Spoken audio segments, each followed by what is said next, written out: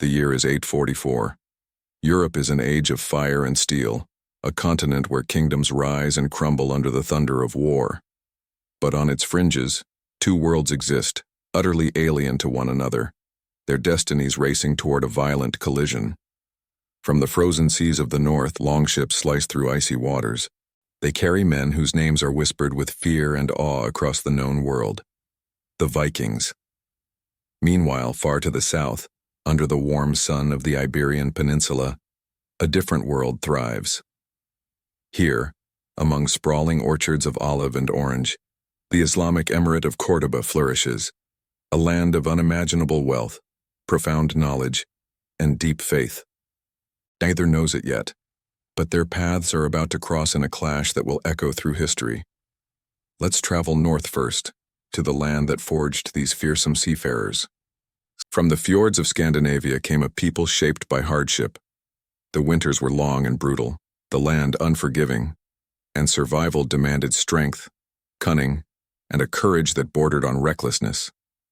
Inside their great wooden longhouses, huddled against the biting cold, they would listen to epic tales of gods and heroes, of Odin, Thor, and glorious battles.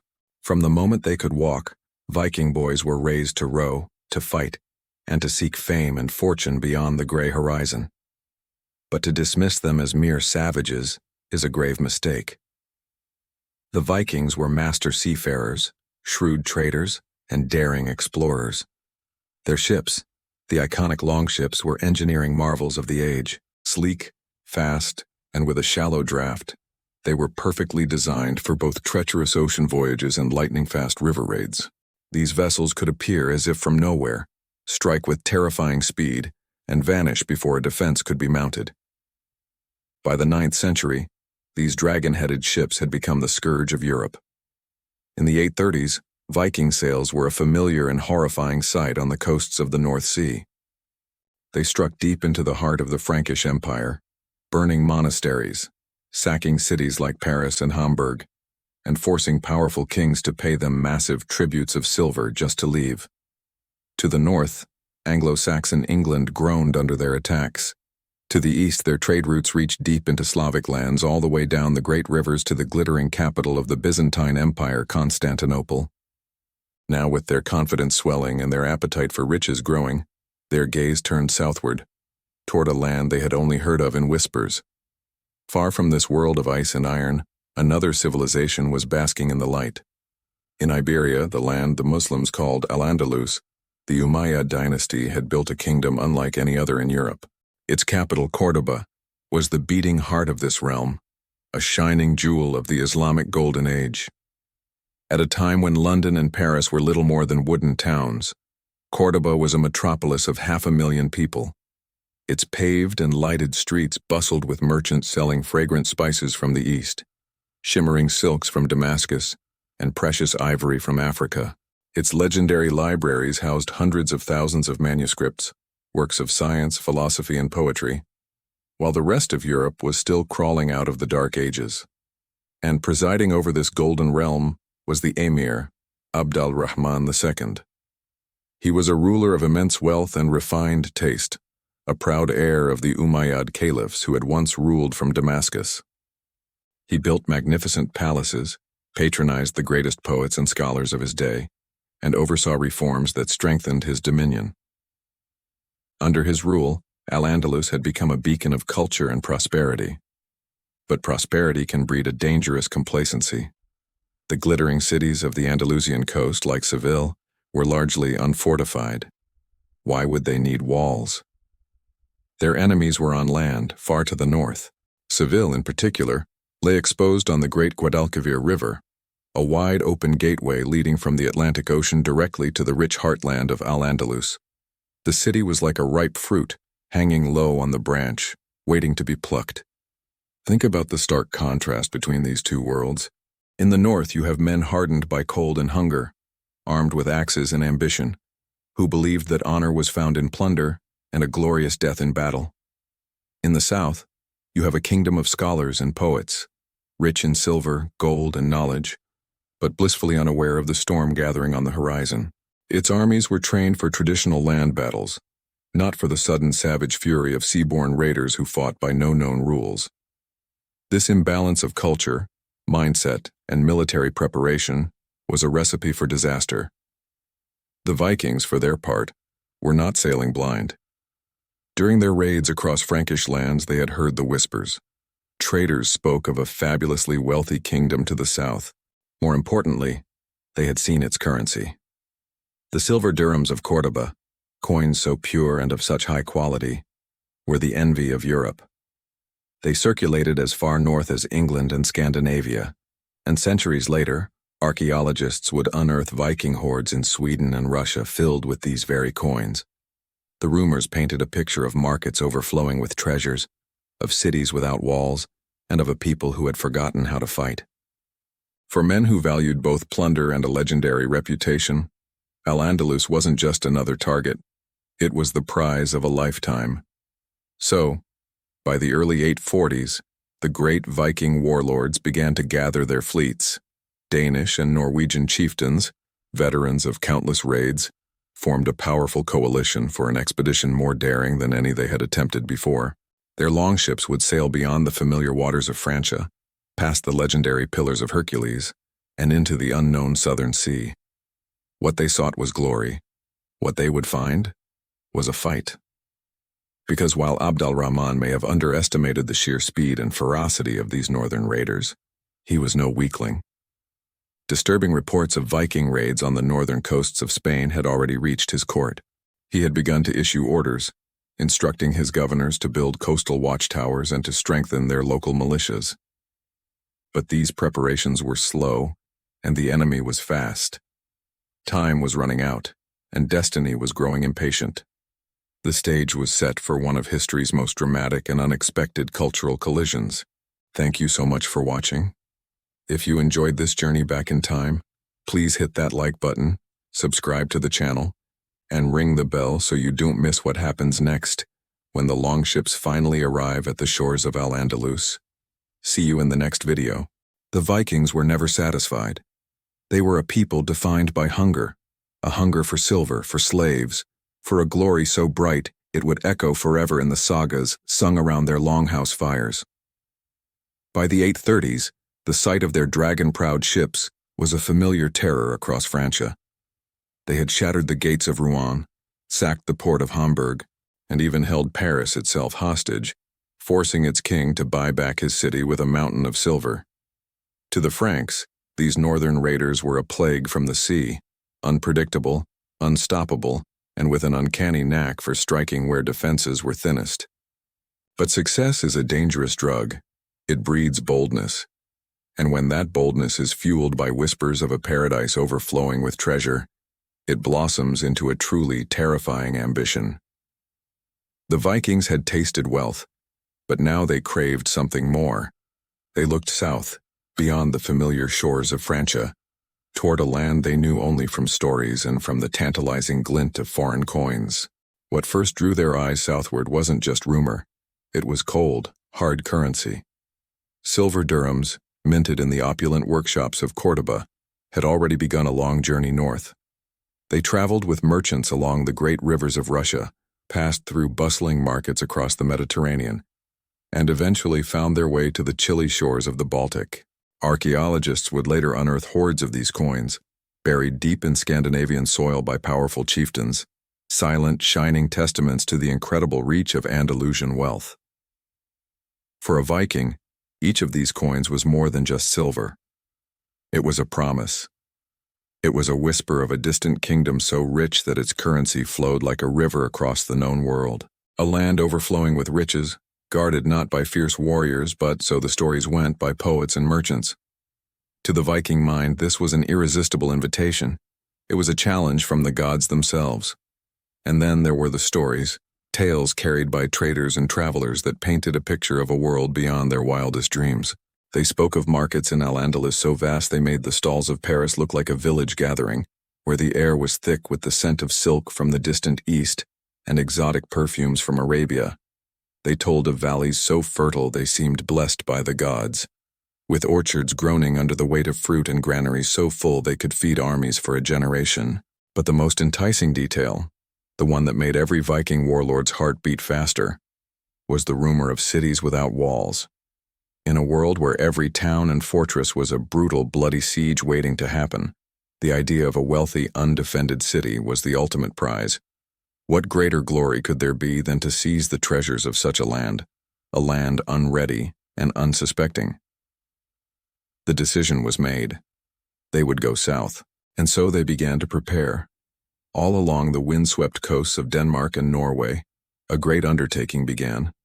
Shipbuilders, masters of their craft, bent seasoned oak into the iconic curves of the longships.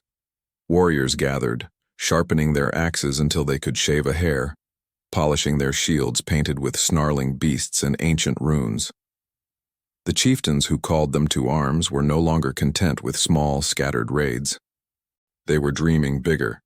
They sought an expedition that would not just enrich them, but would carve their names into legend for all time. This was no mere raiding party. This was a coalition, a grand fleet. Dozens, perhaps even hundreds, of ships gathered. Fierce rivals, Danes and Norwegians, put aside their differences, united by a common cause, greed, and the glittering promise of Andalusian gold. Their vessels were marvels of engineering, swift with shallow drafts that allowed them to skim across the open ocean and then slip silently upriver, striking deep into enemy territory before an army could even be mustered. To the Franks, they had been a recurring nightmare. Now they were about to become something new, phantoms sailing into waters no Viking fleet had ever dared to enter before. The journey itself was an audacious gamble. To reach Al-Andalus, they had to sail far beyond their known world. They would have to navigate past hostile Frankish coasts, into unfamiliar seas, and through the legendary Pillars of Hercules, what the Romans had once called the very edge of the world. Few Norsemen had ever ventured this far south.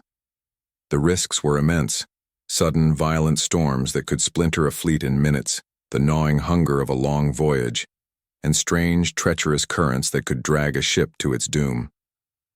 But these were men who believed fortune favors the bold. They saw themselves as chosen by Odin, destined for greatness. In their minds, it was far better to die a glorious death in pursuit of unimaginable riches and eternal fame than to live a quiet life of obscurity on their cold northern shores. They raised their sails, their eyes fixed on the southern horizon, ready to stake everything on one epic voyage. Meanwhile, as the Vikings prepared for war, life in Al-Andalus continued in blissful peace. Along the fertile banks of the Guadalquivir River, farmers tended their olive groves. In the bustling souks of Seville, merchants haggled over spices and silks. And in the grand libraries of Córdoba, scholars debated philosophy and astronomy, completely unaware of the storm gathering in the north. The Emir Abd al-Rahman II was not entirely blind to the world beyond his borders.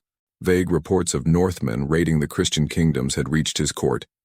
He was a capable ruler and had ordered reforms, urging his regional governors to build watchtowers along the coast and to train local militias. But change came slowly. His commands were often bogged down by the vast distances of his realm and a pervasive sense of complacency. After all, what danger could possibly come from the sea? The orchards of Al-Andalus still ripened under the warm sun. The mosque still echoed with the call to prayer. The people still felt utterly secure, protected by their wealth, their culture, and their faith. They had no way of knowing that hundreds of miles to the north, a fleet of dragon-headed ships had already set sail. Even then, the wind was catching in their square sails, pushing them south, carrying a wave of violence and ambition that would soon crash upon their peaceful shores. Thanks for watching. If you found this journey into the past as fascinating as I did, make sure to hit that like button and subscribe to the channel for more stories from history. We'll see you in the next one. If Córdoba was the beating heart of the Islamic Empire in Spain, then Seville was its lifeblood. Imagine a city woven around a great river, the Guadalquivir, its waters a silver ribbon carrying merchants, scholars, and unimaginable wealth into its embrace. To the people of Al-Andalus, Seville was more than just a place to live. It was a vision of paradise on earth. A city where fragrant orchards blossomed under a warm sun, where the melodious call to prayer mingled with the lively laughter of bustling markets, and where elegant towers cast their reflections onto the calm, quiet waters of the river. It was a city of poetry, knowledge, and prosperity. But as we so often see in history, incredible beauty can hide a dangerous fragility. And Seville, for all its splendor, was a city utterly unprepared for the storm that was gathering on the horizon. By the middle of the 9th century, Seville had blossomed into one of the most important urban centers in all of Iberia. Its markets were a kaleidoscope of sights, sounds, and smells, overflowing with exotic goods from every corner of the known world. Silks from the East, spices from India, and fine pottery filled the stalls. Its magnificent mosques, with their intricate tilework and soaring arches, welcomed scholars and pilgrims, their halls buzzing with intellectual debate and quiet prayer. Compared to the harsh, often brutal existence in the rest of early medieval Europe, the people of Seville lived lives of remarkable comfort and sophistication. Beyond the city's modest walls, a verdant landscape stretched as far as the eye could see. Lush olive groves and vast fields of wheat promised bountiful harvests. Caravans, plodding patiently from the deep interior of Africa, brought rare and precious cargo, ivory, salt, and gold, to be traded in the city's markets. The river itself, the mighty Guadalquivir, was the city's main artery. Its wide, slow-moving current carried flotillas of boats laden with grain, fruits, and wine. Seville was the very embodiment of the wealth and cultural brilliance of Al-Andalus. But as we know, great prosperity can often breed a dangerous sense of complacency, a belief that the good times will last forever. Now, you might be picturing Seville as an impregnable fortress, a city built to withstand any attack. But the reality was quite different. Unlike the grim, heavily fortified castles of the Christian North, built for constant warfare and endless sieges, Seville was not girded with massive stone walls. Its defenses were surprisingly modest. Think wooden palisades, more for marking boundaries than repelling a determined army. Its garrisons were scattered, and the local militias, while brave, were far more accustomed to patrolling the marketplace and keeping the peace than facing down hardened professional warriors. The real military strength of the Emirate of Córdoba lay elsewhere. It was in the elite, battle-hardened cavalry stationed inland, in the noble Berber and Arab clans who were masters of warfare on the open plains. The emirs had spent centuries fighting land-based armies, but here, on the tranquil banks of the Guadalquivir, a new and terrifying threat was about to emerge. A threat that came not from the land, but from the river and the sea. And against that kind of attack, the beautiful, prosperous city of Seville was dangerously, almost fatally vulnerable. It was a soft target, glittering in the sun, just waiting to be taken. The ruler in Córdoba, Emir Abd al-Rahman II, was no fool. He was a shrewd and capable leader, well informed about the world beyond his borders.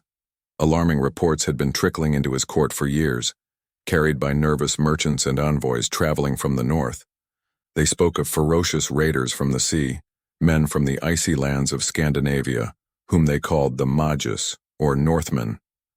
We, of course, know them as the Vikings. These reports told horrifying tales. Monasteries in Francia and Ireland burned to the ground, their treasures looted. Even the great city of Paris had been humbled, its king forced to pay a humiliating tribute of silver to make the raiders leave.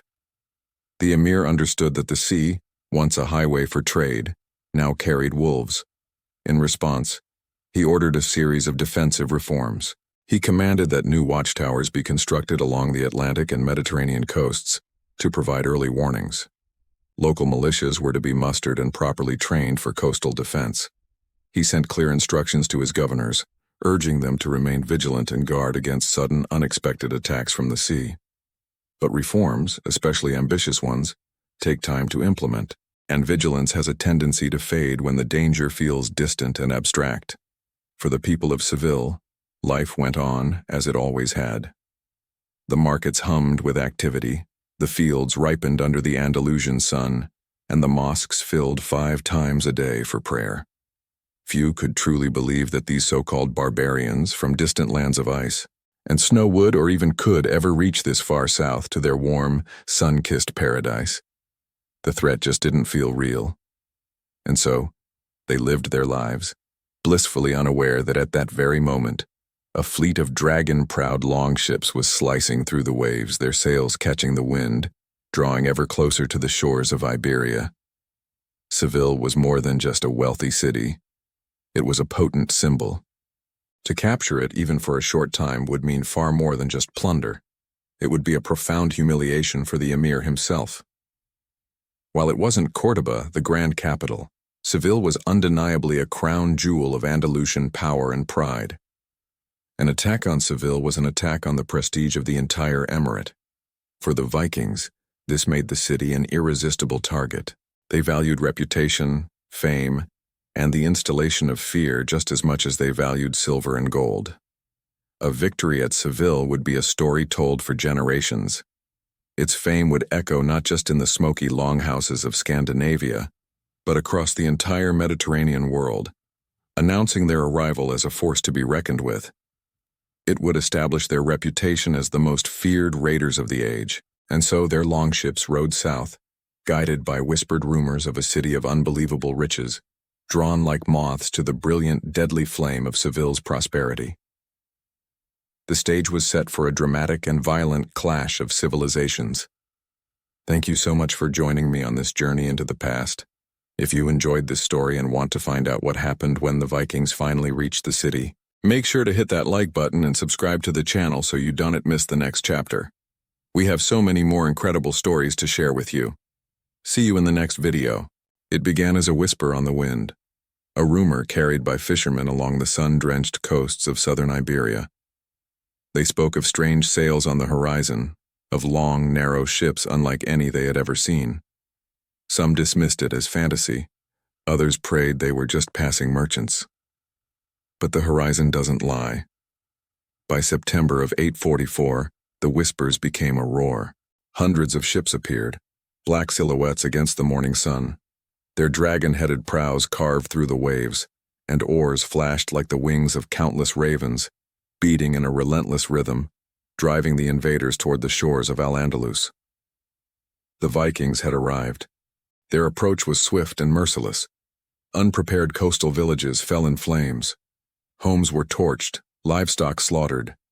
Families fled inland with only what they could carry. Their world turned into a nightmare.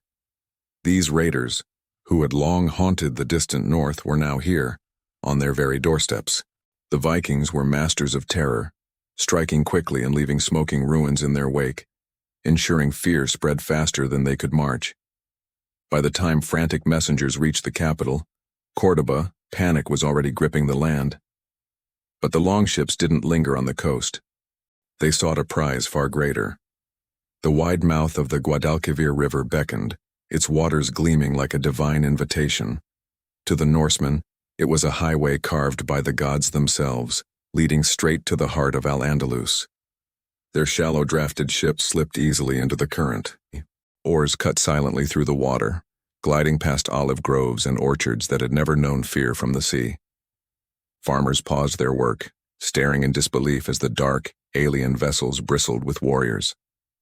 The river had become a blade, and at its point lay the magnificent city of Seville. Word of the invaders spread like wildfire. Terrified peasants ran from village to village, their warnings emptying markets as merchants and families fled. In the mosques, prayers rose, begging for protection. But prayers could not stop the tide that was coming. With every silent league they traveled up the river, the Vikings weakened Andalusian hearts. By the time they neared Seville, the city was already paralyzed by fear. For a moment, an eerie calm settled over Seville. Its markets were still open, though hushed conversations replaced the usual vibrant chatter. Its streets were filled with anxious rumors. Some believed the city's great wealth and grand mosque would protect them. Others feared the worst. But just beyond the city walls, curving with the slow bend of the river, the longships advanced in silence. Hundreds of warriors, scarred and seasoned from raids across Europe, now fixed their hungry eyes on the jewel of the Islamic West. At dawn, the people of Seville awoke not to birdsong but to the haunting sound of horns echoing from the river. The Vikings had come. From the morning mist the black sails loomed. Dragon-headed ships surged toward the city, their decks crowded with warriors in mail and leather. Shields gleamed and axes flashed in the rising sun. The first war cries rang out as the invaders leapt ashore.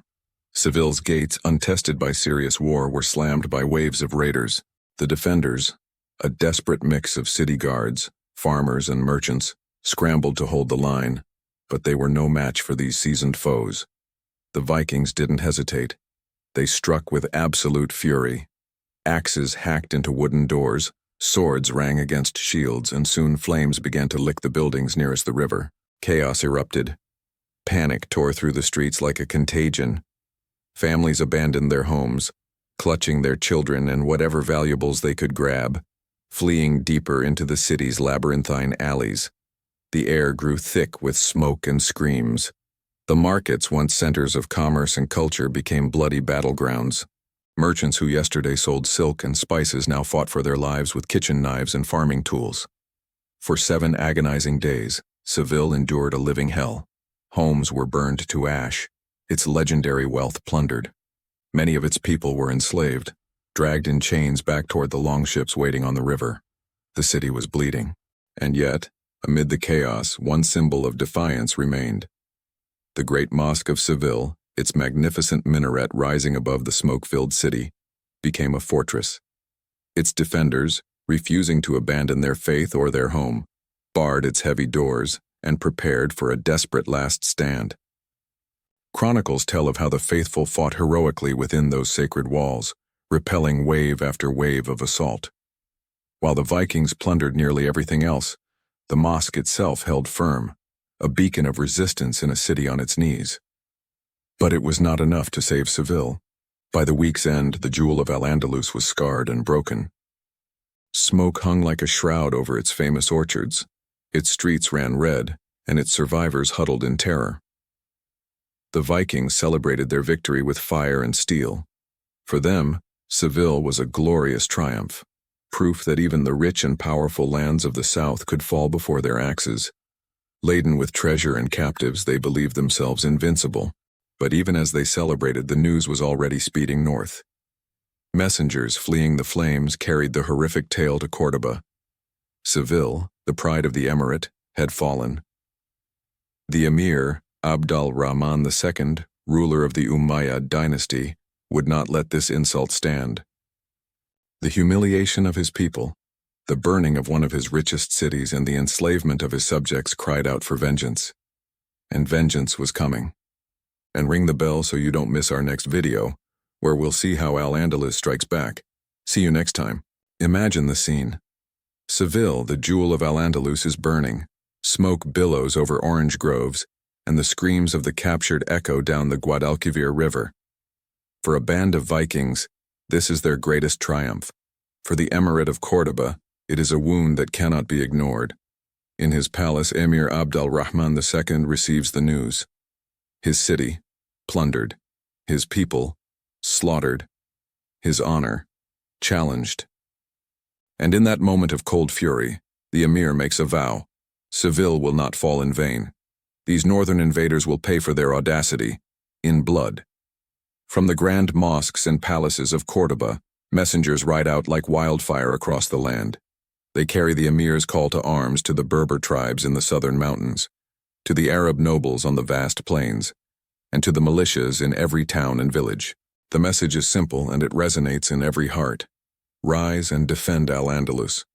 Across the countryside, a transformation begins. Banners are unfurled. Horses are saddled. Farmers trade their sickles for spears, their quiet fields for the promise of battle. They are joined by trained warriors, veterans hardened by decades of frontier skirmishes. At the head of this gathering storm, appointed by the Emir himself, is a man named Muhammad ibn Rustam. Ibn Rustam is no mere court commander. He is a master strategist, a man who understands both the art of patience and the fury of a perfectly timed assault. Where others might have rushed blindly into battle seeking immediate revenge, Ibn Rustam sees an opportunity. The Vikings have struck hard, yes, but now he realizes they are at their most vulnerable. Their longships are sluggish, weighed down with plunder. Their warriors are exhausted, drunk on victory and days of looting, and most fatally, they have put their complete trust in the very river that carried them to glory.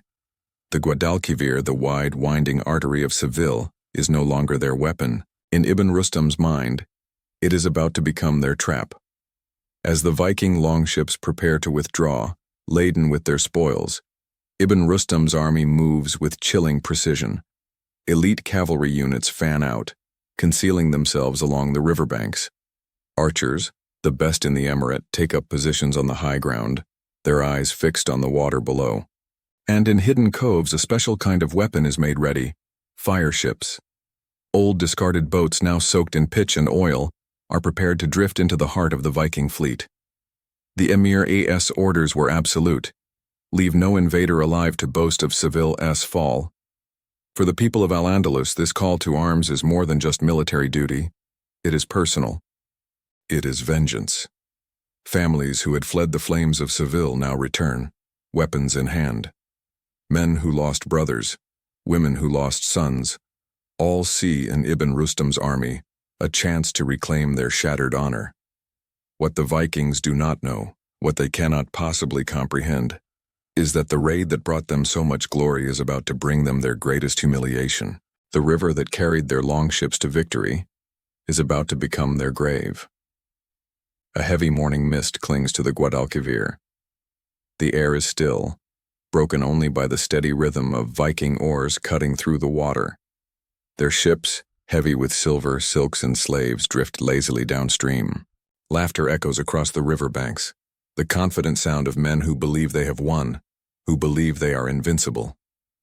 But in the reeds along the shore, Andalusian archers crouch in silence, arrows nocked.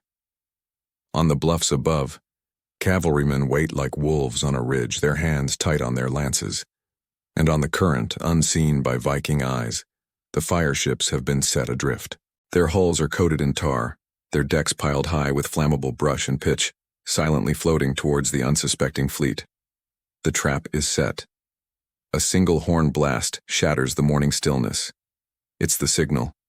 From both banks of the river, a storm of arrows suddenly hisses through the air, blackening the sky. Viking shields rise, but it's too late. The arrows rain down with deadly accuracy, and men fall screaming from their decks into the cold water. And then, the fire ships strike. One after another, the flaming boats slam into the wooden hulls of the longships. Pitch and oil burst into raging infernos. In seconds, the mighty Viking vessels ignite like torches on the river. Warriors, their beards and clothes aflame, leap overboard to escape the fire, only to be met by Ibn Rustam's cavalry charging into the shallows. The invincible longship, the symbol of Viking power, has become a floating coffin of flame. The river, which had once been their highway to riches, is now their enemy.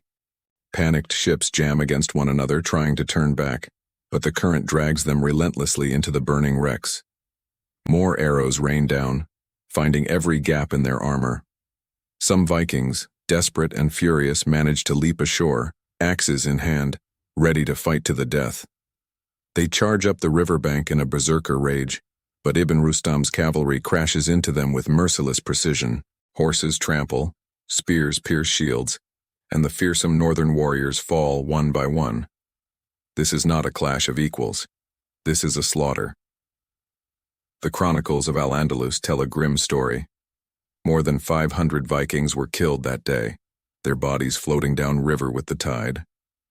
30 of their prized longships were destroyed, their ashes carried out to the sea. And those who surrendered? They were shackled and dragged inland. 400 captives were marched to Cordoba, not as proud warriors, but as living trophies of the Emir's victory. The river that had promised them fortune had delivered only ruin. On that day, for the first time, the Northmen learned what it felt like to be hunted. They had faced Franks, Saxons, and Slavs, but they had never faced a foe who could match their fire with fire, their steel with superior strategy. In the heart of Andalusia, the Emir's message was carved into history. No invader would plunder his lands without tasting his vengeance. Yet often overlooked, clashes, the Viking raid on Seville in 844. This wasn't just a battle, it was a collision of worlds, a brutal encounter that left a lasting mark on both the Vikings and the Islamic Empire of Al-Andalus. The smoke had finally cleared, The Guadalquivir River, which once glimmered with silver light, now carried a grim cargo. Ashes, charred timber, and the bodies of fallen men. The battle was over, but its echoes were just beginning to ripple across two vastly different worlds. For Al-Andalus, the initial fall of Seville had been a profound humiliation, a wound to the pride of an empire. It was terrifying proof that even the jewel of the south, a city of immense wealth and culture, could be scarred by northern raiders. But in victory, that wound was cauterized, becoming a scar of incredible resilience. Emir Abd al-Rahman II did not let this painful lesson go to waste. He immediately ordered the construction of new naval defenses. A powerful fleet was built to patrol the coasts and rivers, ensuring no enemy could ever again sail so deep into their heartland unchallenged. Watchtowers were raised along the shoreline, silent sentinels scanning the horizon, so that no fleet could approach undetected. Seville itself was transformed. Its walls were strengthened, its garrison expanded. From the brink of ruin, Seville rose to become stronger and more fortified than ever before. And a powerful message spread across the land, from the markets of Córdoba to the farms of the countryside. Al-Andalus was not weak. It could be struck, yes, but it would rise again, fiercer and far more prepared. The humiliation had forged an iron resolve. But what of the Vikings who survived? For them, there was no glory waiting in Córdoba. The chronicles of the time paint a grim picture. Long rows of captives paraded through the city streets, shackled and broken. The very men who had burned monasteries and terrorized coasts were now the centerpiece of a grim spectacle. Some were executed publicly, a stark warning to any who would dare follow in their footsteps. Others were enslaved, forced to serve in the very empire they had sought to plunder. Imagine the scene. Once proud raiders, men who lived by the sword and the sea, now standing humiliated in foreign chains. It was an image designed to burn itself into the memory of all who saw it. For the wider Viking world, this was more than just a military defeat. It was a revelation. For decades, they had seen themselves as the wolves of Europe, an unstoppable force of nature. Their longships seemed invincible, their warriors unmatched in ferocity. But at Seville, they met a lion. They watched as their supposedly invincible longships were consumed by Greek fire, a terrifying and unknown weapon. Their fiercest warriors, who thrived in close-quarters combat, were crushed by disciplined cavalry charges and volleys of arrows. Their arrogance had cost them dearly. Never again would a Viking fleet raid Iberia with such unchecked confidence. The defeat at Seville planted a seed of fear, or at the very least a healthy dose of respect. It was undeniable proof that the Islamic Empire of Al-Andalus was no easy prey. It was a sophisticated, powerful state that could and would fight back with overwhelming force. This battle was far more than a simple clash of armies. It was a meeting point for two of the era's most dynamic forces: the restless, expansionist hunger of the North against the disciplined, consolidated strength of the South. And at that meeting point, the course of history turned. For one of the first times, the Vikings did not leave behind a legend of terror and plunder. They left behind a memory of failure. And for the people of Al-Andalus, it was a defining moment. A glorious testament that even the most ferocious invaders from the misty north could be broken by the fire and steel of the south. But to truly understand the significance of Seville, we need to zoom out. The flames that consumed those longships on the Guadalquivir were not burning in isolation. They were part of a much greater fire, the restless, violent storm of the Viking Age, an age that saw Norse longships sweeping from the cold seas of the north to the warm, glittering shores of the Mediterranean. By the middle of the 9th century, Viking raiders were seemingly everywhere. In the north, they were carving up England, shattering Anglo-Saxon kingdoms and demanding massive tributes, the infamous Danegeld, from kings. In the east, they sailed the great rivers of what would become Russia, forging trade routes and raiding paths that led them to the gates of Kiev and beyond.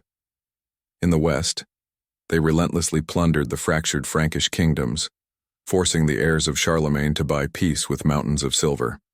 And in the south, drawn by tantalizing stories of silk, spices, and gold, they pushed into the Mediterranean.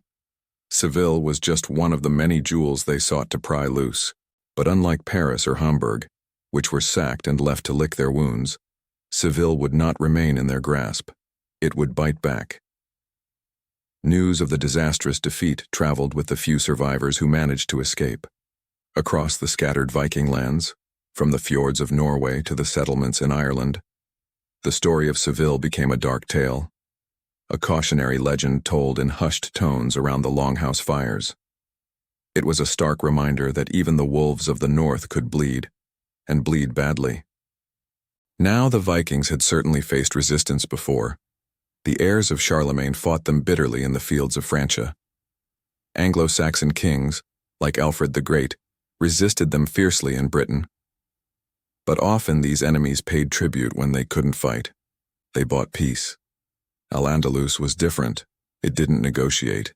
It didn't offer a ransom. It struck back with fire and steel, with organized armies and a clear strategy. For once, the raiders had not sailed home with their ships heavy with plunder and their hearts full of victory songs. They limped home with scars and a story of catastrophic failure. And this clash at Seville wasn't the only time the Vikings tested the great empires of the age. In Constantinople, the Viking Rus would later hurl themselves against the legendary walls of the Byzantine Empire, the greatest city in Christendom. They too were repelled, defeated by the city's formidable defenses and, once again, by the terrifying power of Greek fire. In Paris, they laid siege to the city for months, a grueling ordeal that only ended when the Franks paid them a fortune to simply leave. Viking sails even briefly appeared off the coast of North Africa, but the ever-present threat of powerful Islamic fleets kept them largely at bay. Each raid was a high-stakes gamble. Sometimes it brought unimaginable treasure and glory.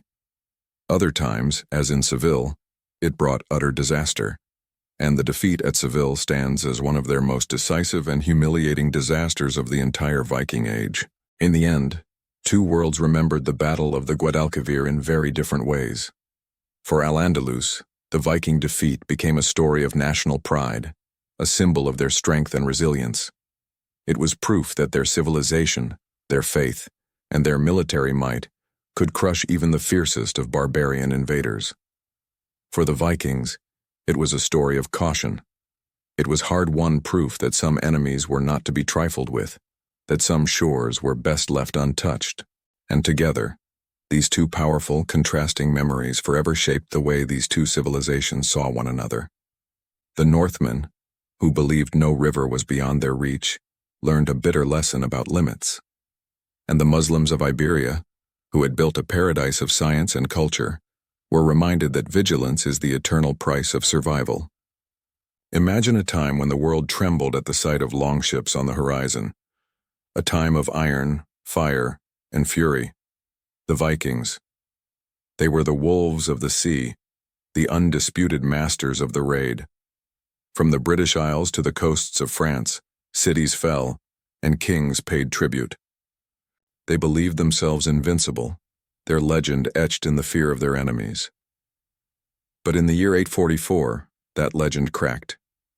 They sailed south, drawn by tales of the shimmering wealth of Al-Andalus, the great Muslim empire of Iberia.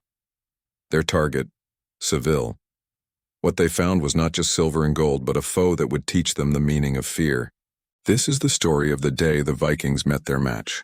The Viking fleet, some 80 longships strong, surged up the broad, winding river of the Guadalquivir. They had sacked Lisbon, Cadiz, and Medina Sidonia. Now the heart of Andalusia lay before them.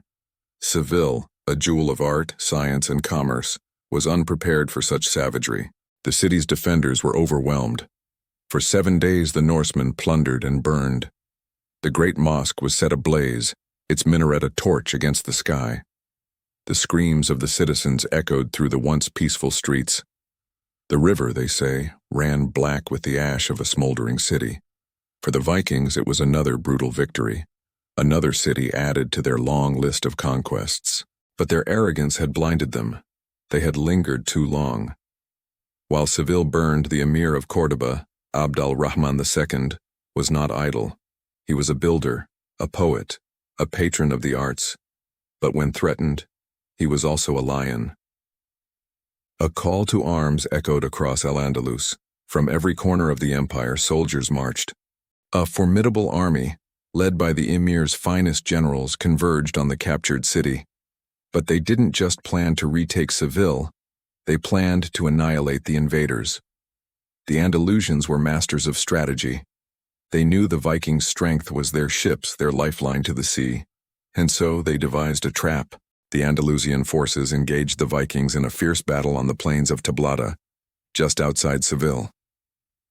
The Norsemen, accustomed to fighting terrified militia, now faced disciplined, professional soldiers burning with a desire for vengeance. The clash was titanic. Axes swung, swords rang, and the fields became soaked in blood. But the decisive blow came from the river. As the Vikings were pinned down on land, Andalusian ships equipped with a fearsome weapon known as Greek fire attacked the Viking fleet. It was a terrifying spectacle. Jets of liquid flame, impossible to extinguish with water, shot across the water, turning the Viking longships into floating infernos. Panic seized the raiders. Trapped between a furious army on land and a river of fire, their legendary courage shattered. The battle turned into a slaughter. Those who weren't cut down on the field tried to flee to their burning ships, only to be met with flames or the swords of the Andalusian marines. The wolves of the north were being hunted, cornered, and destroyed. Their leaders were captured, and their dreaded black banner was trampled into the mud. The Vikings had sailed into a furnace of their own making. The survivors, a mere fraction of the original force, scrambled back to their remaining ships and fled, their holds empty of treasure but full of the dead and dying. They left behind a chilling message for any who would follow. Al-Andalus was not a sheep to be fleeced, but a lion that would bite back. The aftermath of the raid was a turning point for both worlds. For Al-Andalus, it was a brutal awakening. Never again would they be caught so unprepared. Abd al-Rahman II ordered the construction of a massive shipyard in Seville. A powerful new fleet was built to patrol the coasts. Watchtowers were erected along the shoreline, a network of eyes to guard against any future incursion. Seville itself was rebuilt, its walls fortified, stronger and more defiant than before. The tragedy had forged a new, hardened resolve. The empire had suffered a wound, but it healed into a scar of immense strength and pride. And what of the Vikings? The tale of the disastrous raid on Seville echoed throughout the Norse world. It was a cautionary tale, whispered in sagas and longhouses.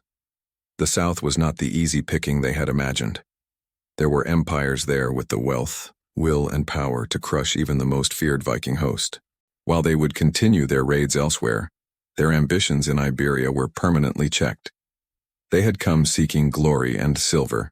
They left with humiliation and scars. The day they sacked Seville was also the day they learned their own limits. Today, if you walk the quiet banks of the Guadalquivir River in beautiful Seville, it's hard to imagine the fire and chaos of 844. The water flows peacefully, reflecting the serene Andalusian sky. But history has a long memory. Beneath that calm surface lies a story of clashing worlds, of hubris and retribution, of a city that fell and an empire that rose. It's a reminder that no power is absolute, no legend is invincible. The wolves of the sea met the lions of the sun, and for a brief violent moment the world held its breath. When the smoke cleared, the lions remained, masters of their domain. The legacy of 844 is not just a story of a battle, it's a testament to resilience. It shows that the true measure of a civilization isn't whether it can avoid being hit, but how it stands back up, stronger than before. It's a story carved into the very stones of Seville and carried on the currents of its river. Thank you for joining me on this journey back in time. If you found this story of fire, fear, and defiance as fascinating as I do, please give this video a like and share it with fellow history lovers. And don't forget to subscribe and hit the notification bell so you don't miss our next exploration into the forgotten corners of the past. Until next time, keep history's echoes alive.